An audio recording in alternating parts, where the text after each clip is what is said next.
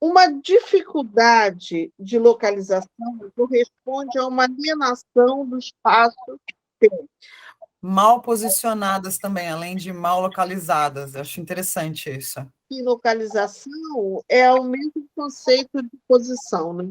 Onde ela vai se colocar, como ela vai se colocar, que é a posição. Se for verdade que estamos identificados com o modelo de sociedade moderna estadunidense, que impede a percepção e assimilação das forças culturais, epistemológicas e éticas que estão diante de nosso nariz, mas que são estranhas a esse modelo, então estamos com a atenção voltada para um espaço-tempo alheio. Isso implica o desenvolvimento de atitudes mal localizadas e mal posicionadas. Uma atitude alienada é uma atitude mal situada. Uma atitude alienada está comprometida com identificações incapazes de sustentar uma ação definida, porque não está interagindo com a situação. O conceito de identificação em psicologia geralmente está associado a formas ou afetos. Gaiassa, 1988, chama a atenção sobre o fato de que as identificações são organizações de força em esquemas padronizados de movimento. Esses esquemas das identificações podem entrar em conflito com outras possibilidades de movimento. A sensação é de estar dividido, perdido, confuso. Trata-se de uma perturbação na orientação, porque a identificação limita muito os dados da percepção, dificultando a compreensão da situação. Uma identificação seria alienada, né? Possível de não estar identificado, né, com alguma coisa. Deixa de ser aquela aristocracia rural do café e passa a ser uma classe média urbana funcionária de um banco. Tá. Só que a gente percebe nessa linhagem da família o quanto que eles ainda são aristocratas, identificados como aristocracia cafeira, sendo classe média, tendo que lidar com as dificuldades de uma vida assalariada, sabe? Ela está identificada com a neta de fazendeiro, entendeu? Mas ela não é ferrada porque é classe média, mas não é aquilo, ela não é uma aristocrata. Então, ela não consegue ler a situação, porque ser uma aristocrata é de uma essência que está corrompida por uma maldição, porque ela não consegue ler a situação. Fernanda, é a maldição do Getúlio Vargas, né? Coitadinha, então ela vai continuar rezando, tentando quebrar a maldição da família. Ok, reze, mas o que eu quero dizer para vocês é o seguinte, trata-se de uma perturbação na orientação, a identificação dela com a aristocracia cafeeira. Porque a identificação limita muito os dados da percepção. Ela é essência, a identificação faz da ser aristocrata uma essência.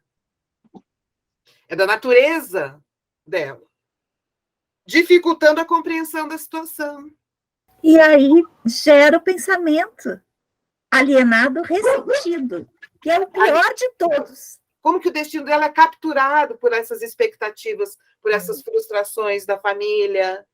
Porque a pessoa percebe todo esse peso que ela está colocando como maldição, na verdade, são estruturas macro. Exato. Que a família dela foi inserida, que foi expelida e que ela tem que lutar em outra frente para poder se libertar. É preciso identificar no corpo dela como que ela constrói essa aristocrata, a derrubada, com o esforço que ela faz para remontar este lugar como se fosse de uma essência dela, como que ela está identificada, né?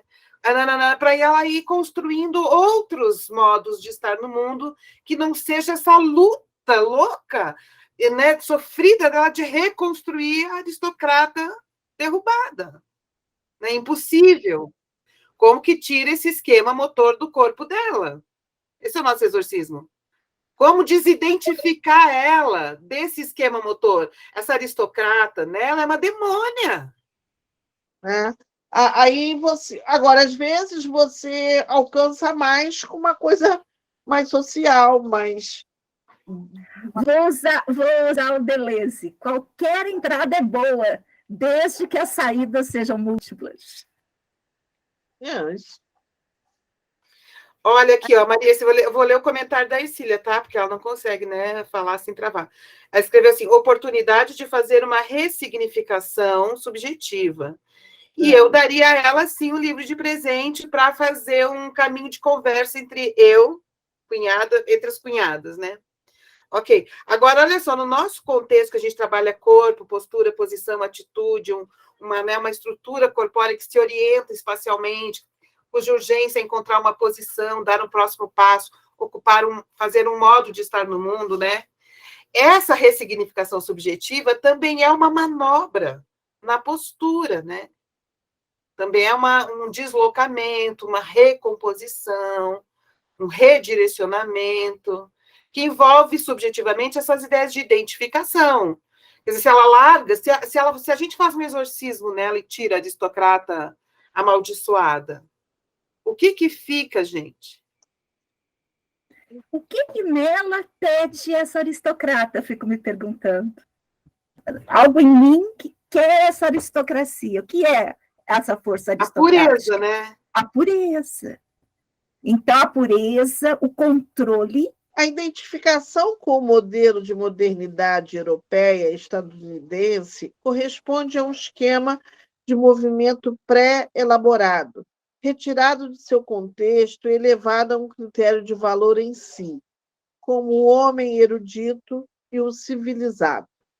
É essencializado, né? São identificações, são esquemas motores, são modos de estar no mundo, elevado a uma categoria de essência, de a natureza do ser evoluído. Se for verdade que no Brasil acontece uma identificação com modelos estranhos a nossas urgências e emergências de rua, então, de fato, esquemas motores perturbam nossa localização e provocam uma alienação entre nós. O racismo brasileiro, né? A eugenia brasileira, tudo isso o terno e gravata, o cafona, tudo isso faz parte dessa localização perturbada, né? Tem esquemas motores importados que perturbam a nossa localização e provocam uma alienação entre nós. Tudo isso vai tecendo configurações complexas, até chegar a extremos, né? O que eu estou tentando tirar, viu, Ercília, é só da coisa do subjetivo, assim, da linguagem, da imaginação, e levando para uma questão de corpo, são esquemas motores, né? O terno ser uma roupa convencional do meio empresarial, do meio político, é uma coisa... A gente se acostumou, mas é uma coisa de abrir os olhos e ficar chocado. Gente, com esse calorão, eles estão com uma camisa, um casaco, uma gravata. Mas para a gente, ok, mas assim, é a coisa mais desconectada do ambiente que pode haver esse tipo de roupa. Tem um artista modernista, Flávio de Carvalho, tem até um livro dele aqui, Flávio, não é Olavo, é Flávio de Carvalho. Ele é maravilhoso, ele é muito bom. Ele era amigo do Oswald de Andrade, toda essa turma. E ele, uma das primeiras performances artísticas registradas no Brasil foi a dele. Ele criou um modelinho para substituir o terno a gravata, o terno. Uma blusinha, assim, larga, que o vento passa, um shortinho, tipo um shortinho, uma sainha masculina.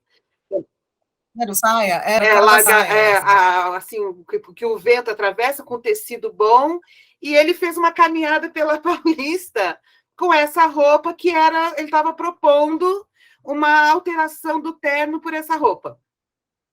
Foi um escândalo. É uma das performances modernistas do Brasil. Muito legal. Fernanda, lembra quando o Jânio Quadros também instituiu aquele terninho que era tipo um safari, que era um terno, a calça comprida e tal, o blusão era de manga curta, que ele instituiu como sendo substituto do terno justamente por causa do calor. Foi assim, revolucionário também, e aí também não foi muito bem aceito. Colônia, né? Colônia, nós somos colônia, a gente é muito colônia. Dá para ver? Ah lá. Não, o Jânio. Ah, o Jânio. 1961. Acho que vai ser bem antes, os slacks não funcionou, né, gente? Não. Gente, olha aqui, ó. Tá vendo? Ele foi andando na rua e as pessoas começaram a seguir ele. Tipo, foi um escândalo do cara de saia. Olha lá, roupinha. Então, é um tema, você vê, o Jânio Quadros, que eu não sabia, bom saber dessa história, e o Flávio de Carvalho antes já fazendo isso. Existe mesmo, né? A gente tem identificações com modelos estranhos das nossas urgências e emergências da rua.